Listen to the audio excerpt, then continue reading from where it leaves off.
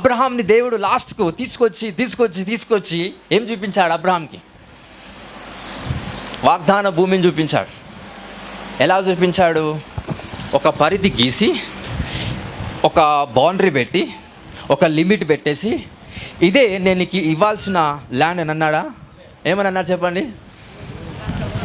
ఏమని అన్నారు? నువ్వు ఎంత చూడగలుగుతున్నావో అదంతా నీదే.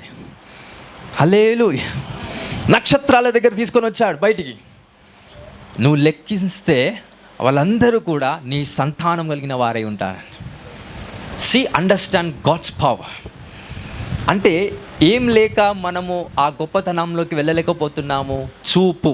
ఒకసారి అనండి, సైట్.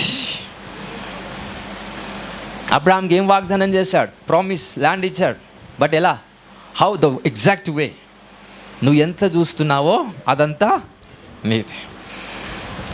నీ ఐశ్వర్యం ఎంతవరకు నువ్వు చూడగలుగుతున్నావని, ఎంతవరకు చూడగలుగుతావో అంతే లెవెల్లో ఏమొస్తుంది? 10,000 చూసిన వాడు 10,000కి సంబంధించిన సమస్యనే వస్తుంది.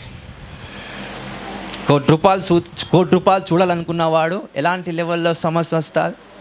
దాని లెవెల్లో ఉన్న ప్రాబ్లమ్స్ వస్తాయి.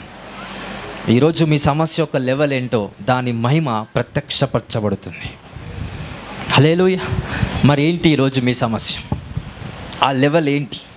మీ సమస్యకున్న ఆ లెవెల్ ఏంటి? హల్లెలూయా. కొంతమంది జీవితాలు ఉంటాయండి. కొద్దిగా లేవాల, తిని బాయికాడుకోవాలి, ఆడనే అంతా, సాయంత్రం వచ్చి తిని పడుకోవాలి,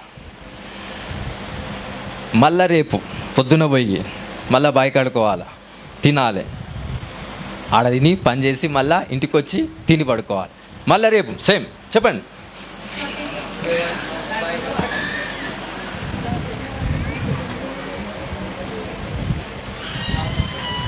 హల్లెలూయా. దావీదు కూడా వెళ్ళాడు, కానీ స్కిల్ నేర్చుకొని రాజు దగ్గర పోయి వాయించాడు. మన వాళ్ళు స్కిల్ ఉన్న అడవిలోనే వాయిస్తారు, బాత్రూంలోనే పాటలు పాడతారు. Hallelujah. Let your greatness be exposed in Jesus name. దేవుడు నీ గొప్పతనాన్ని ఎక్స్పోజ్ చేయను కాదు.